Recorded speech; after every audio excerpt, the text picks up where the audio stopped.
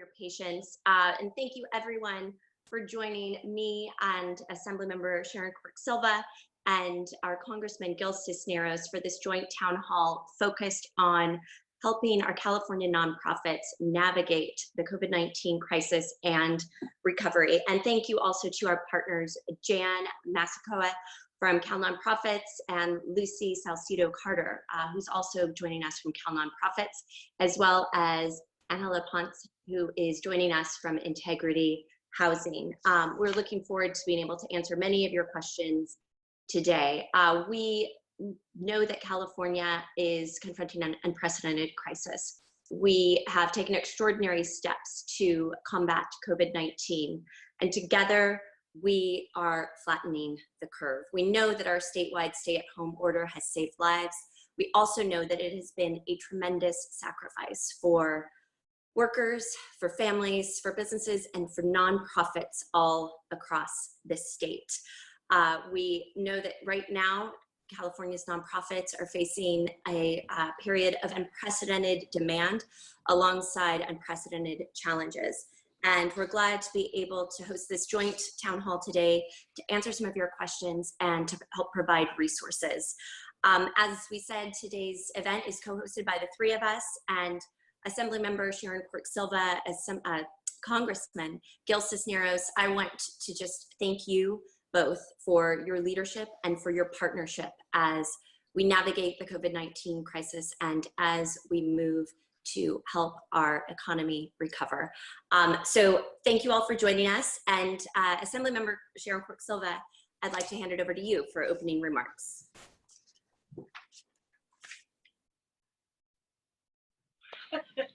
All right.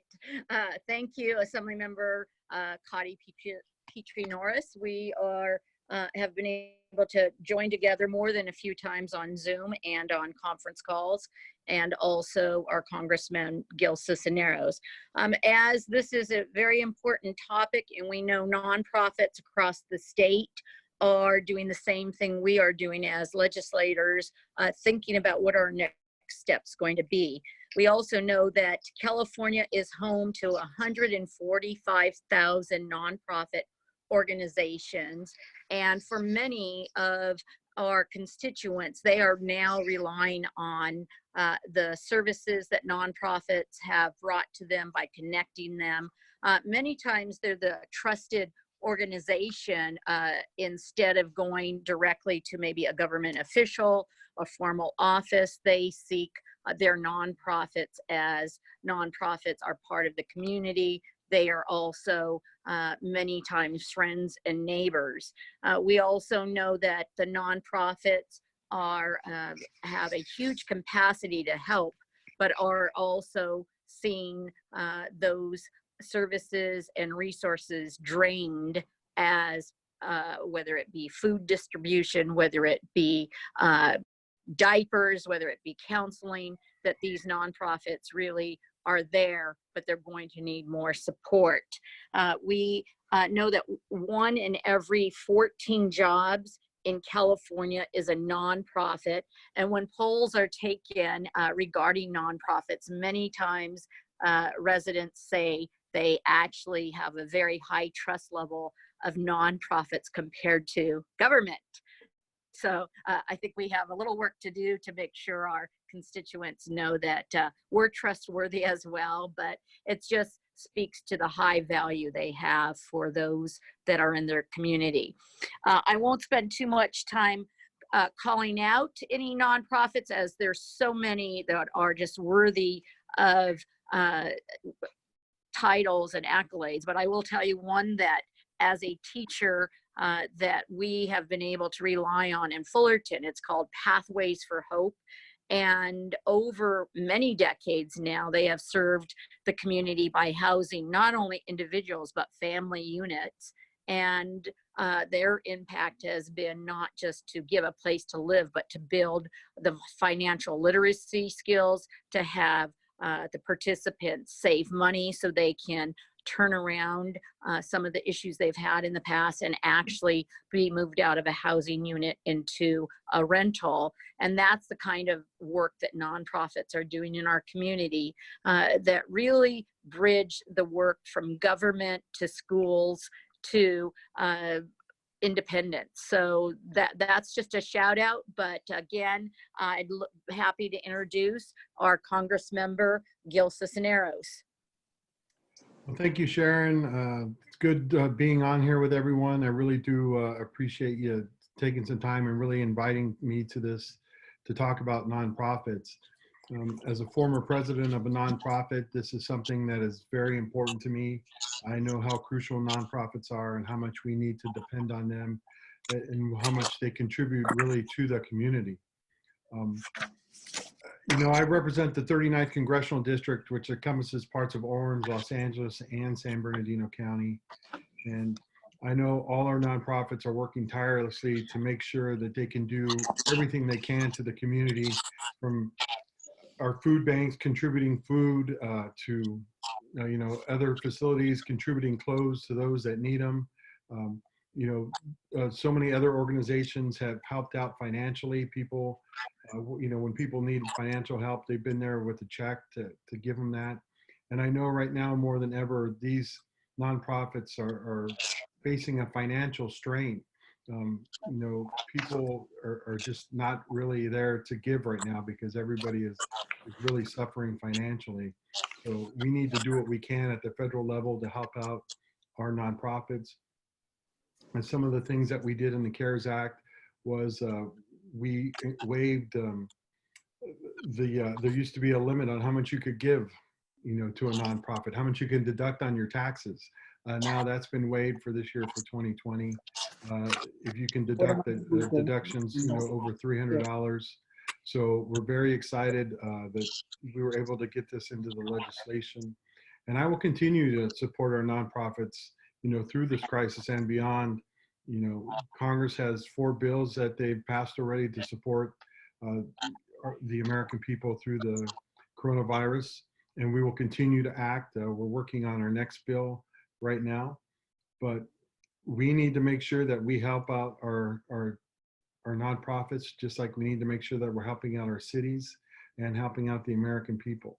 So I will be there to support them, and I will continue to do that. And with that, I think I have to introduce somebody else, but I will pass it on to Jan. We'd love to hear your remarks, Jan. Thanks very much, Congressman, and thanks very much to the 2 members of our California Assembly. And I want to point out too, you know, we have more than 100 people here today participating on this webinar.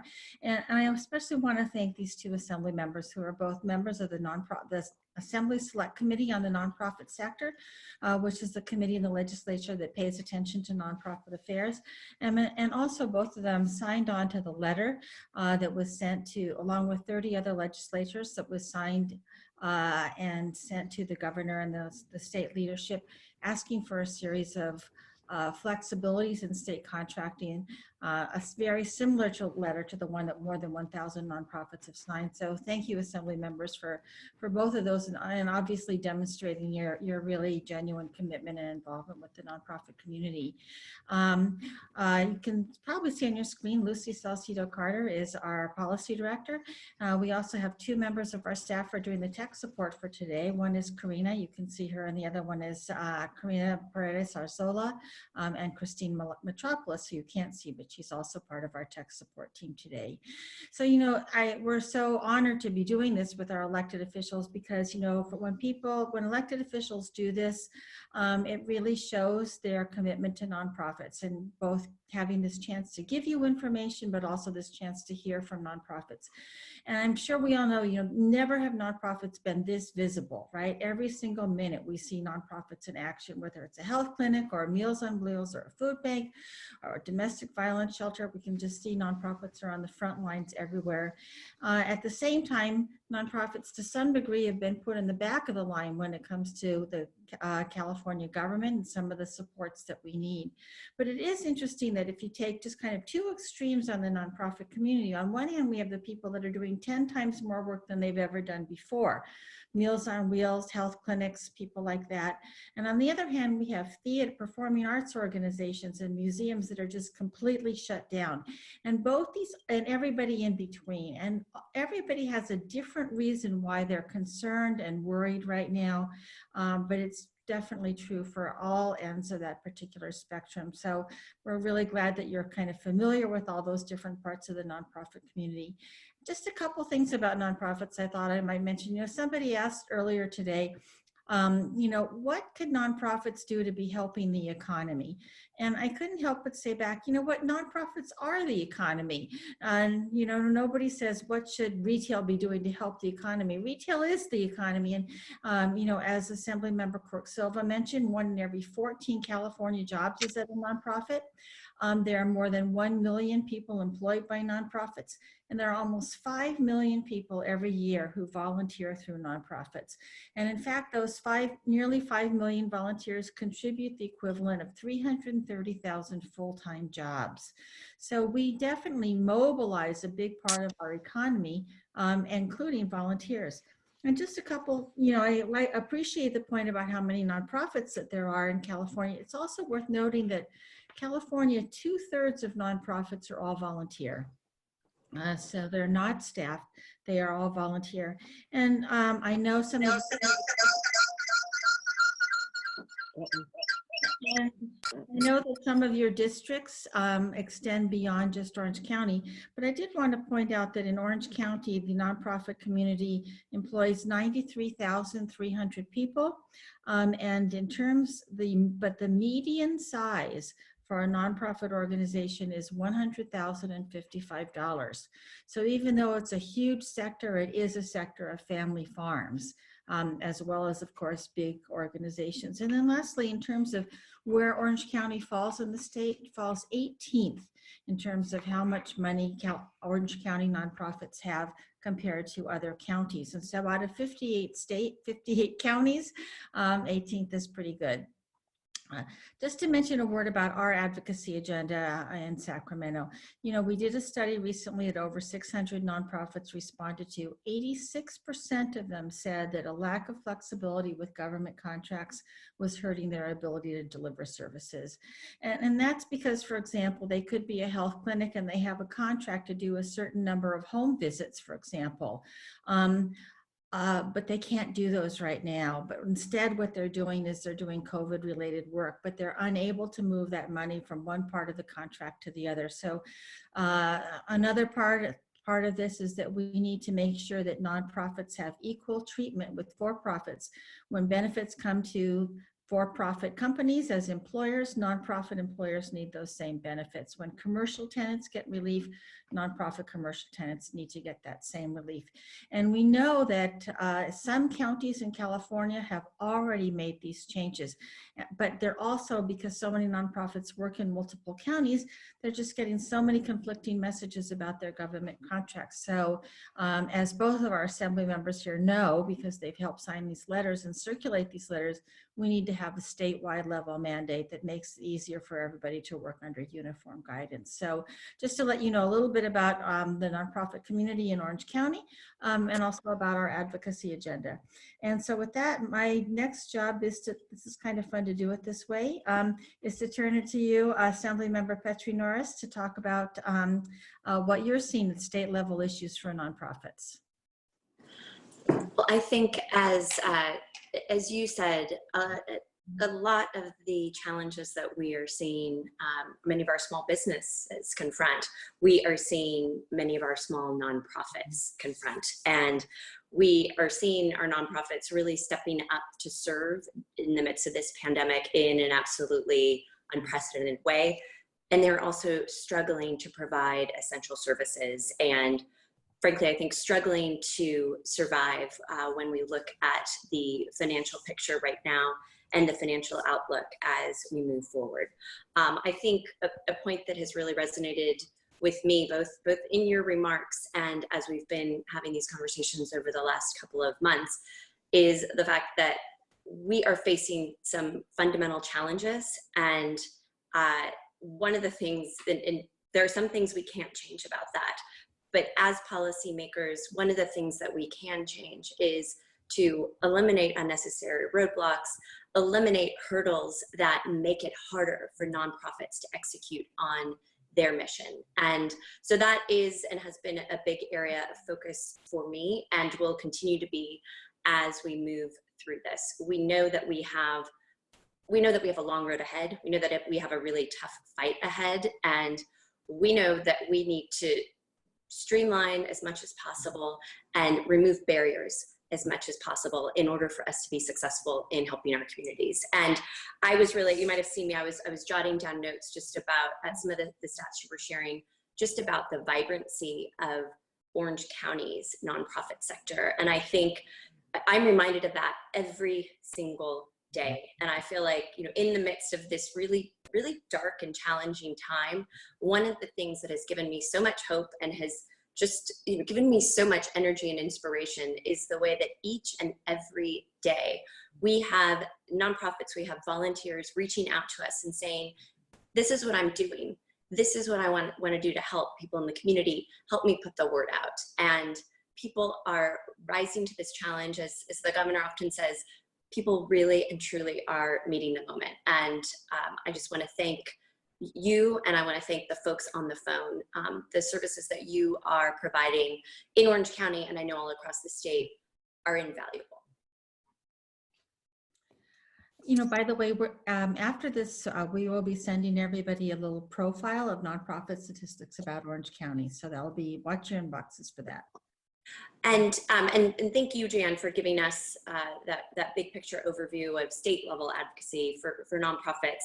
And if I could, Congressman Cisneros, now it would be a great time for us to get your perspective on federal advocacy, federal relief for nonprofits. What have we done so far and what might be coming? And I love having you here because I think you have such a great perspective now as a congressman and previously as a nonprofit director. I think you bring such a critical voice to this conversation. So thank you. Congressman, you're on mute. There we go. You know, Cottie, one of the things you said, right, you referenced small businesses, and we have to remember that our nonprofits are businesses. They're run like businesses, just their mission is different. It's not to make a profit, it's to serve the community. But because they are essentially businesses, in the CARES Act, they are able to have, you know, they're able to apply for some of the same programs that all of our small businesses have been able to apply for. So, you know, if you're a small business with a small nonprofit with employees under 500 employees, you could apply for the PPP program. You could apply for the EIDL, the Disaster Relief Loan Program. You know, I mentioned already about the charitable tax deductions that your donors can now take without having a limit on there's no limit on the tax deduction that they can take for the deductions that they make this year. But we still need to do more. I joined onto a bipartisan letter with my colleagues saying that we need to do more for nonprofits. We need to do more for the larger nonprofits. We need to expand unemployment insurance reimbursements to ensure self-funded nonprofits have the same access for their employees. You know, we can do more, I think, around charitable giving to encourage, you know, people to give more to nonprofits during this time, create that tax incentive for them that is so important. But, you know, one of the things I want people to know is I know there's been a lot of frustration. We've talked to like so many people about the PPP process and the EIDL process. It has been frustrating, I know, but, you know, we encourage you to keep applying. If you're having problems, please contact our office. We will work with you. We will put you in touch with the SBA, with the SBDC. And that's one of the things, right? The Small Business Development Center here based in Fullerton they're an asset and a resource for our nonprofits. And so you need to make sure that you're using that resource as well. And so anything we can do at my office, you know, we're more than happy to help you out. You can give me a call at 714-459-4575. and we're there to really be that resource for you and point you in the right direction. But you know, the CARES Act has been very beneficial to our small nonprofits, but we need to do more, especially for our larger nonprofits. And we're advocating for that in the next package that comes out. So with that, you know, I think I'd like to turn it over to Lucy, who could hopefully tell us about, you know, just some of the recommendations that you have for nonprofits. Great, thank you, Congressman. And I really appreciate that you mentioned that the PPP application process has been challenging, because it has been challenging. The first round, a lot of nonprofits trying to apply were not able to find lenders that they could work with. So I'm really pleased that the interim spending bill that was passed, almost 2 weeks ago now, did include some set aside money for some smaller lenders. And I think that increases the access for nonprofits. So that's really a great thing. Just to say that we had $60 billion that we set aside for those small, medium-sized banks and credit unions. You know, those organizations that smaller organizations that may typically go to a smaller bank, and that money is there, and we need to make sure that they go and they use it. Yes, absolutely. So I want to second what you were saying about really encouraging nonprofits to apply if you haven't. We are hearing anecdotally that nonprofits that applied in the first round are starting to hear back with some positive results. So that's really exciting. And you can go to the SBA.gov website if you need more information about how to apply. And if you need to find a lender, they have a lenders list on the website that you can put in your zip code, and that will help you identify a lender. So those are just some recommendations. The application process itself is pretty easy. If you use QuickBooks, my understanding is that if you use QuickBooks for bookkeeping, there's like a 4-click process to fill out an application, and they're working with a smaller bank themselves. So those are just a couple of tips, and we'll make sure to put the SBA website URL into the chat box so folks can access that. I'm trying to think what else. I have heard that the EIDL right now in this second round, so the Economic Injury Disaster Loan Program, is only open to ag businesses in this particular second round. So that's just something that we've heard that is an issue of concern. But I was really glad to hear that there's advocacy happening for large nonprofits, because having them be excluded from the PPP, I think is really unfortunate. So I think that those are all of the comments that I have for now. Thank you. And as Congressman Cisneros mentioned, it does seem, if you look at kind of the aggregate statistics, California, we did very badly in the first round of PPP lending. And you know, if you look at the numbers in aggregate, California did really poorly. And we did a lot better in the second round. And that's kind of the big picture stat. So I'm curious to know, and people can kind of comment on the chat or in the comments, if people are feeling that on the ground. So the statistics say we did a lot better. Are people feeling that on the ground for our small nonprofits? Because we know that that is going to be such a lifeline to get people through. Assemblymember Quirk-Silva, I am going to turn it over to you to chat with Anjela around her perspective on the ground in the district. Well, first, thank you for the comments before. I think one of the things that I've appreciated about not only being on these Zoom calls, but other calls related to business, the economy, and so forth, is that we learn a little bit each time we're on these calls.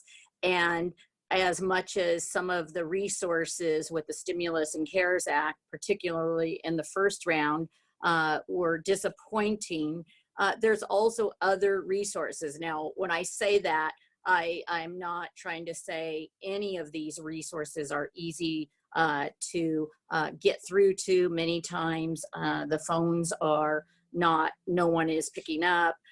It's sometimes not even as easy as the 3 or 4 clicks. Sometimes it logs you out depending on where you are. I know this as we've had many phone calls related to EDD.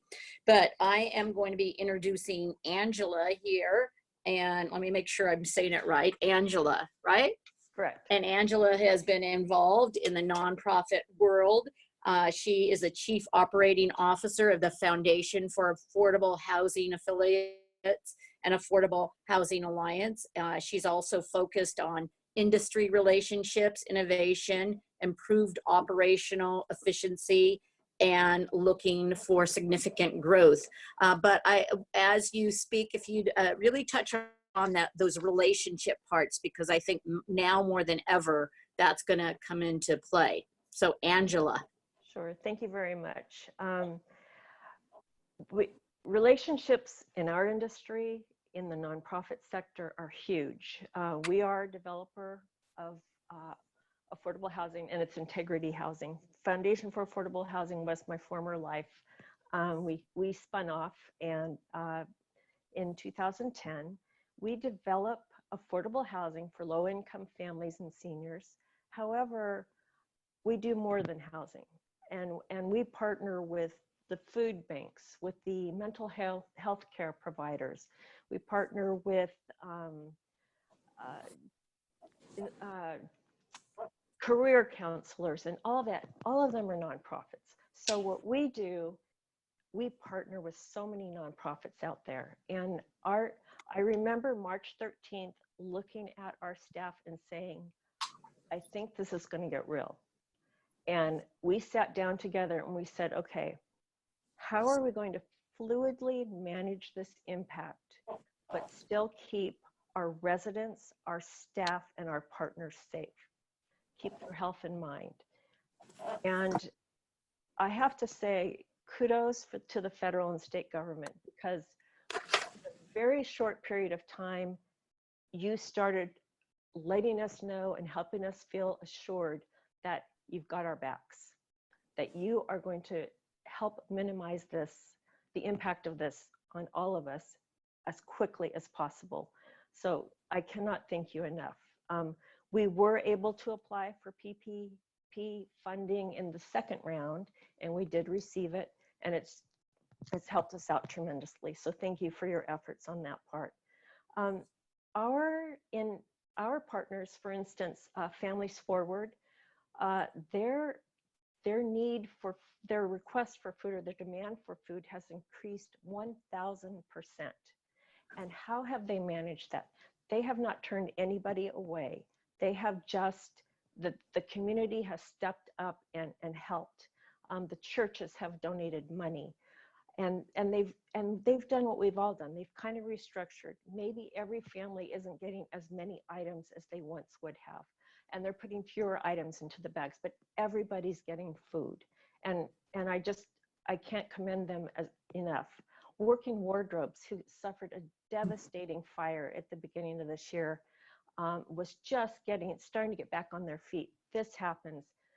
They have stayed steadfast to their mission, and very much they adapted how they delivered their services to the times. And I commend them for having the foresight to say, we can make this work. And I think as time goes on, we're going to see more and more of this. I don't think it can sustain itself.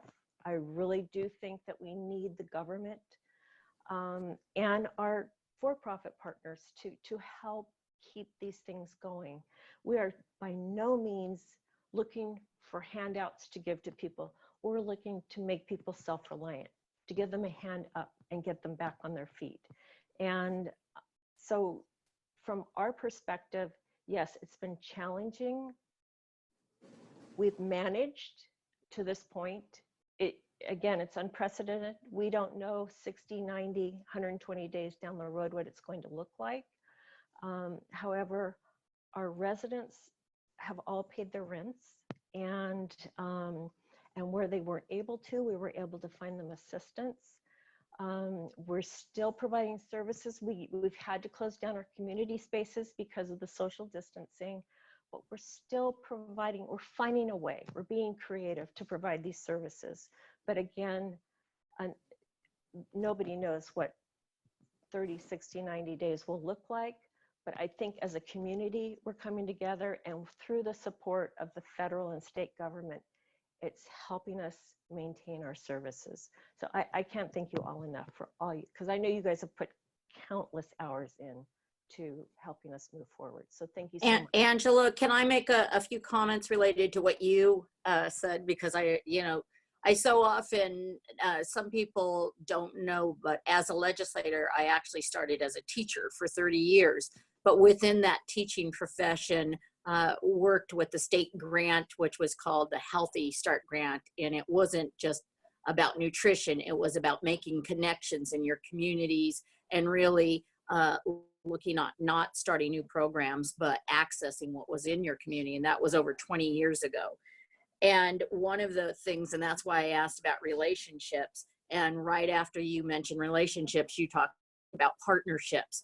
And I think those two words, relationships, partnerships, and pivoting, are going to be essential as nonprofits move forward, because they won't be able to rely on their existing structure. They will have to reach out and make new partnerships, also get to know how others are making their way through this, and that whether it's weekly phone calls with other nonprofits, whether it's meeting new partners. Just last week, we were invited just through an email to participate in a food distribution. I knew a few of the names on the email, but really not very much about it. But I said I wanted to help. And I know that Gil Cisneros in our area also joined in. But within 1 week, we were able to get enough funds that were brought forward by many partners and do 1,100 bagged meals in Fullerton. And then we worked with the local church, St. Philip's. We were all a little bit nervous as what was this going to look like? But because we worked with an existing partner who had done this many times throughout the morning, it was from about 9 to 1, we just kept saying, there's no way we could have done this on our own. So joining together with a partner that had experience and us new partners bringing in some additional resources, we know that, again, the bags were not giant bags, but there was enough food in there for probably 3 meals. So thank you. To that point, at our church, I work with the local outreach mission, and we provide all kinds of efforts and food and services throughout Orange County. And to your point exactly, we had extra funds in our pot, and we said, we need to get these funds out now. Let's partner with organizations who have already existing programs in place so we can get this out more quickly than to go back to square one and take longer to get this out. So that is crucial, is partnering with folks who have programs in place, definitely.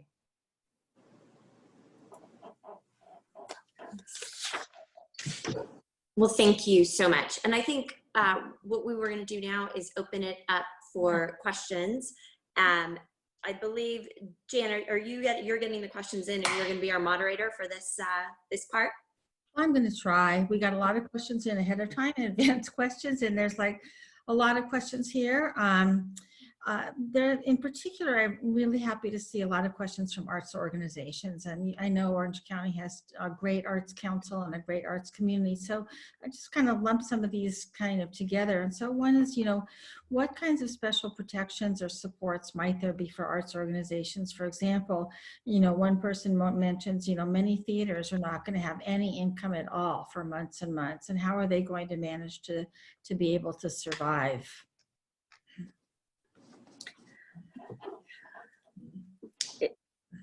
Do you want to start, Assemblymember, or do you want me to? It's a tough one.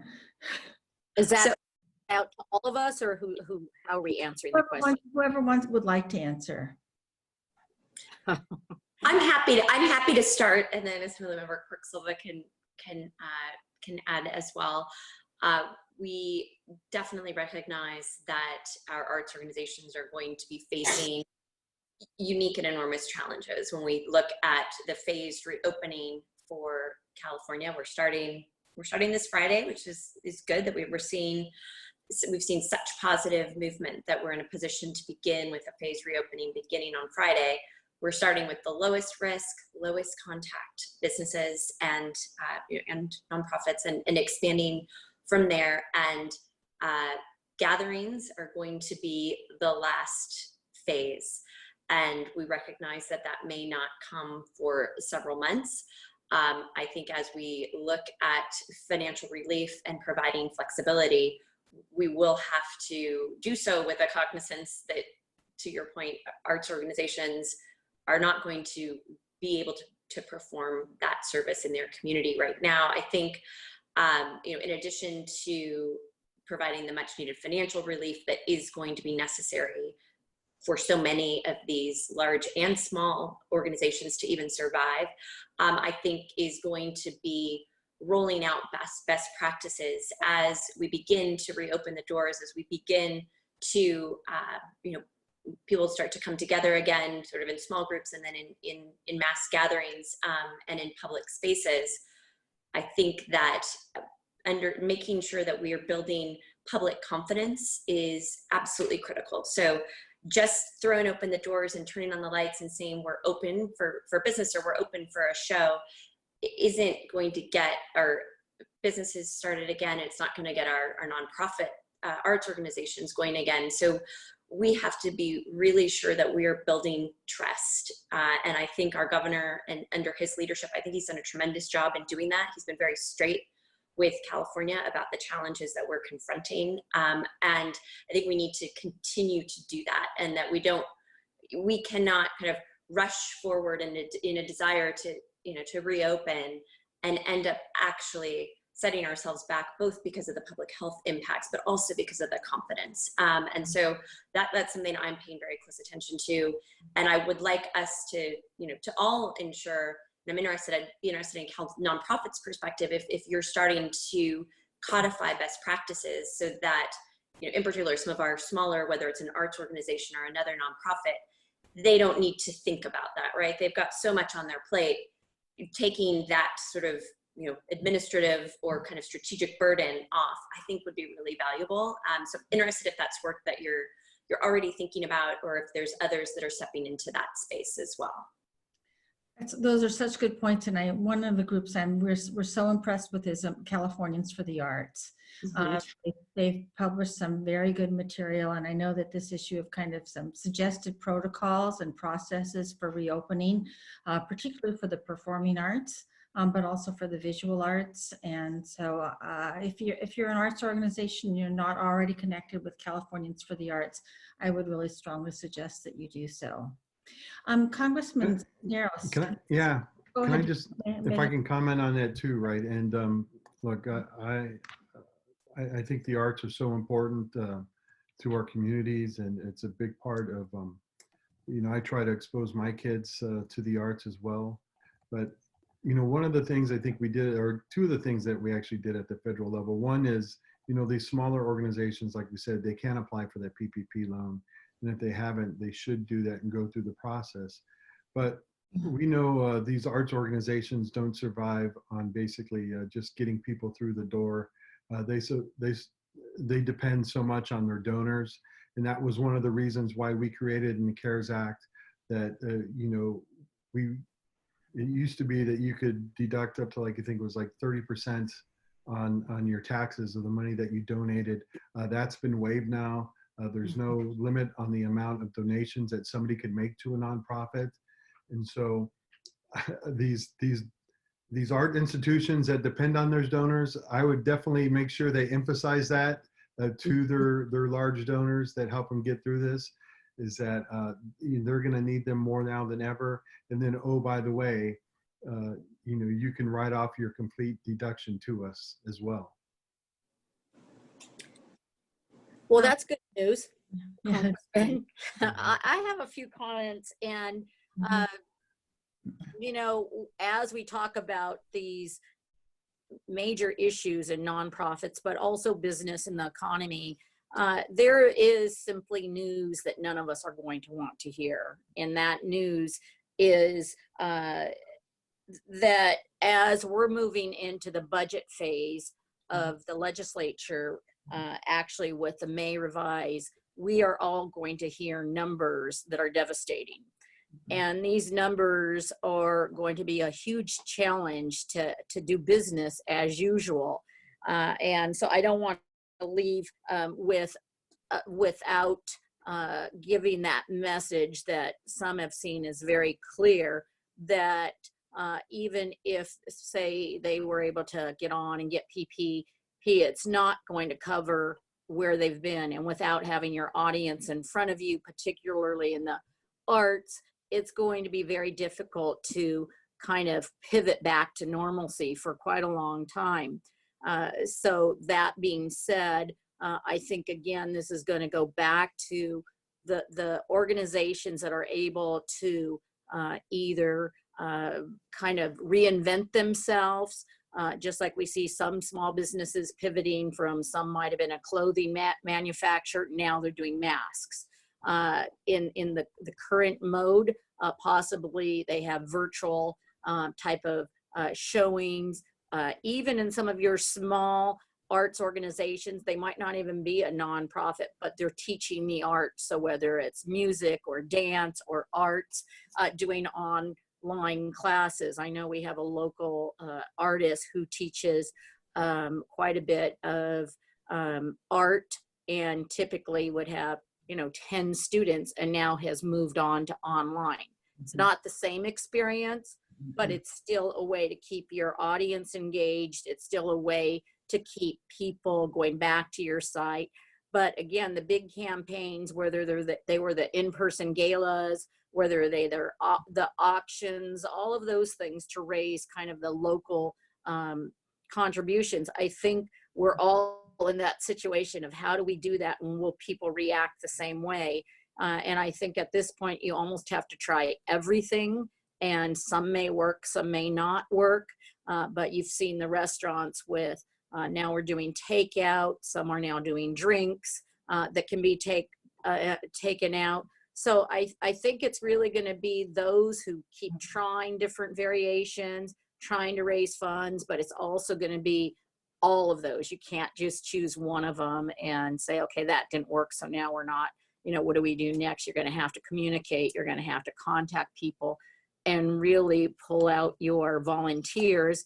And that's one thing that nonprofits, if anything, that they are very strong in is their volunteer base, and they're very devoted people that really spend hours and hours keeping nonprofits moving and working with them. So don't want to deliver bad news, but we're going to be shocked at how deep the economy takes this dive. Thank you. This is Lucy. I'm going to jump in with a couple of questions. Given the picture that you just painted, Assemblymember, and also some of the comments that Anjela shared with us, I'm wondering, Congressman, particularly for you, have you heard anything about the possibility of the PPP being expanded to beyond 8 weeks?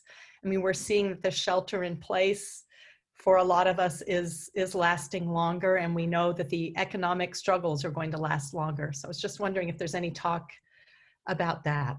No, there is. And, we knew going into this when we did the PPP program and the EIDL program and the other, the stimulus package, which gave everybody, or I shouldn't say everybody, but a number of people, the $1,200 checks or $500 for a child, that was only short-term relief. Right now, the talks that we're in, we're talking about how we can do more, more long-term stuff. What's going to need to be done. We're talking about putting in certain packages, when triggers that when, the longer this goes, right, it would trigger to keep the PPP program going or keep these stimulus packages going. So it's definitely part of the conversation. We need to make sure that we, help everybody through this crisis as the best we can. And that's really what we're trying to do there, in the House of Representatives and in Congress.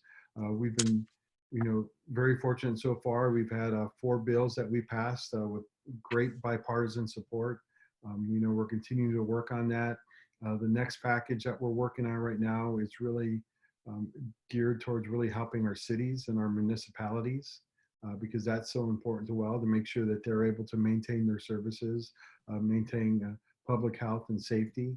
And so, but yes, definitely there have been conversations, and we know it's something that we need to do, is that the longer this program, or longer this, stay in place and this crisis drags on, the longer we're going to have to continue to help and support everybody, our small businesses, our nonprofits, and the American people.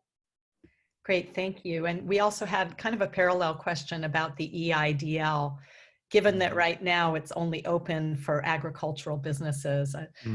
That's hard for nonprofits to hear, because that's an option when the PPP isn't an option. So, right. Well, again, right, that is a program that we will bring up again, and that the longer this goes, the more relief we're going to have to make available. And so it may be another program that we'll have to extend that program as well. Great. Thank you, Congressman. I have an interesting question, about the state. We know that the governor has released counties to be able to make their own rules about commercial evictions, right? We know that there is a moratorium on residential evictions, but not on commercial ones. And some counties, a few counties, have in fact instituted a moratoriums on commercial tenants. And, we're hearing from a lot of, whether they're visiting nurses programs or senior centers or nonprofit dance studios, they're concerned about eviction. And what do you guys think that there's going to be some kind of statewide mandate or supports around evictions for commercial tenants? This would affect small businesses, of course, as well as nonprofits. Well, and I would clarify one, I think, really important thing. So when the governor made his initial announcement regarding the moratorium on evictions, it was focused very much on residential. And subsequent to that, shortly on the heels of that, and this is now, goodness, maybe 3 or 4 weeks ago, the Judicial Council released emergency rules, which effectively put a pause on all evictions throughout the state, both commercial and residential. And that is in place until at least 90 days beyond the end of the governor's emergency state of emergency. So there is protection available for both residential and commercial tenants right now. And I think if folks are being told something different, then it's important to reach out to one of your representatives. So I think Congressman gave the number for his office. My office number is 949-251-0074. We are happy to help our constituents navigate this. I would also add, though, that this isn't automatic. So, whether, as are the protections for mortgagees as well, you need to reach out to your landlord, have a conversation with them, and make sure that you are keeping documentation to support the case that you have been adversely impacted by COVID-19, just to ensure that whatever comes, this can be managed as smoothly as possible. Thank you. I'm sorry. Assembly. Were you going to? Yeah. Muted. I would add to that. You asked on the question is, did we think there would be any additional legislation or executive orders related to whether it be evictions or rents, and even with mortgages? I think that is going to be a I like I'm the bad news bear here, but I think that there is going to be a tougher fight on that, as the initial extension. I think there was broad agreement that we're going to do either the 60-day or 90-day.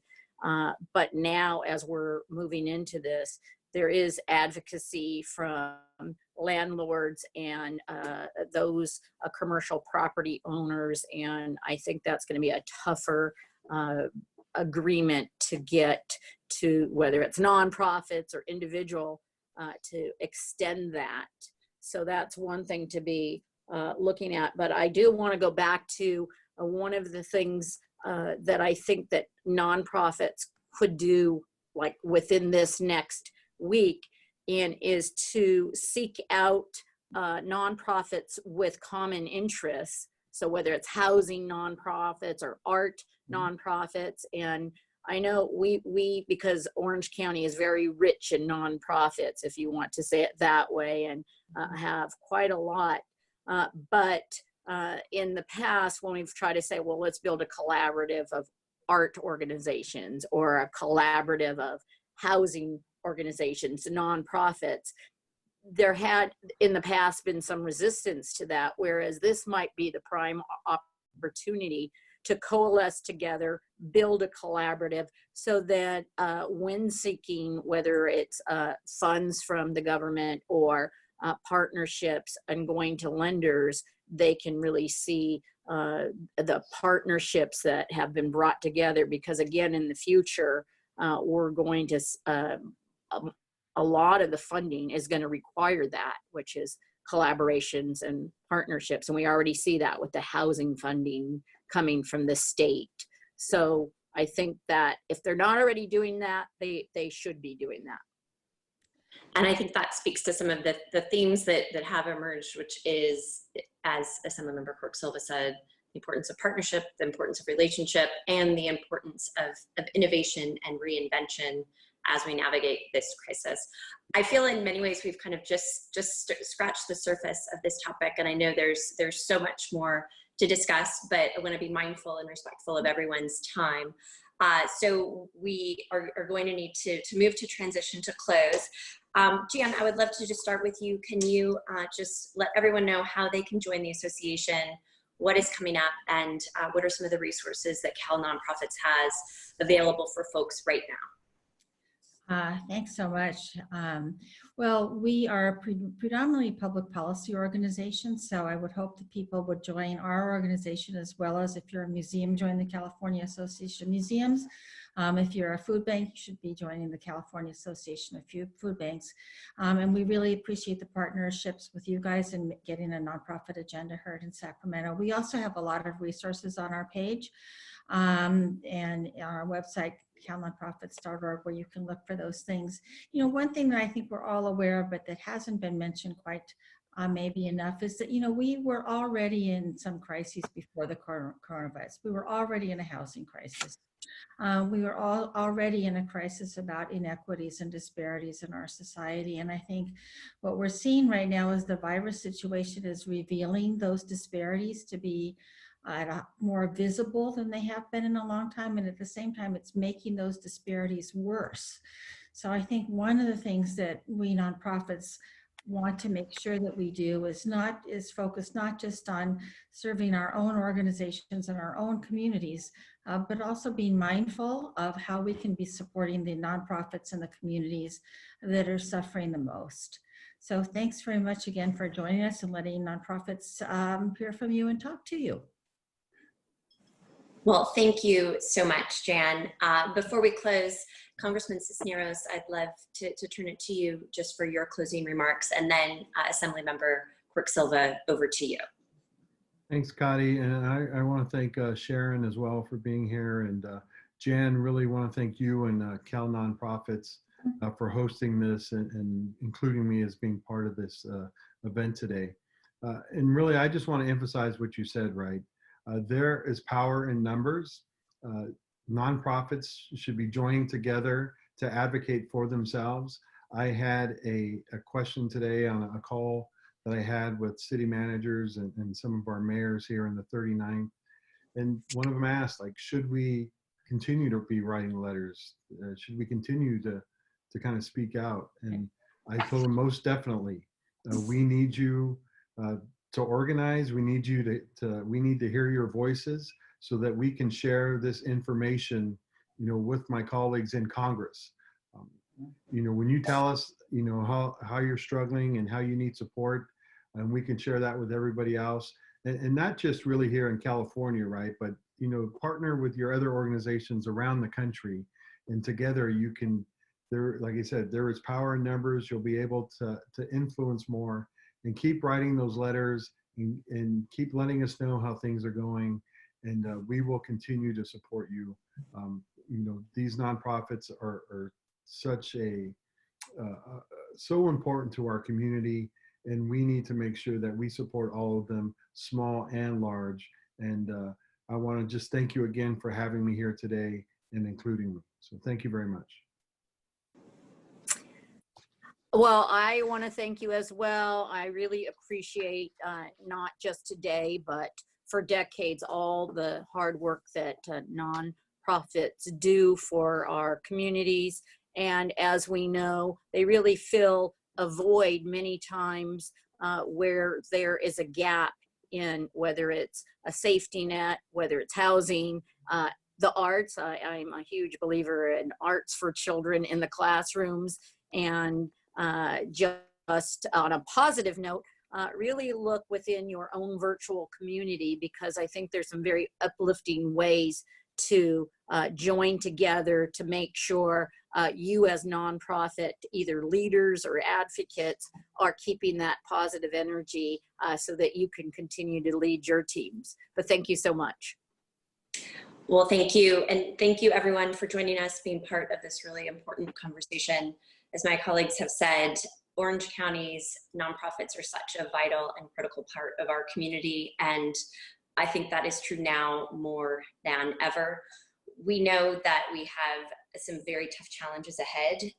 We know that we are only going to get through this together. So thank all of you for everything that you do for our community. Thank you for your partnership, and be safe and stay strong.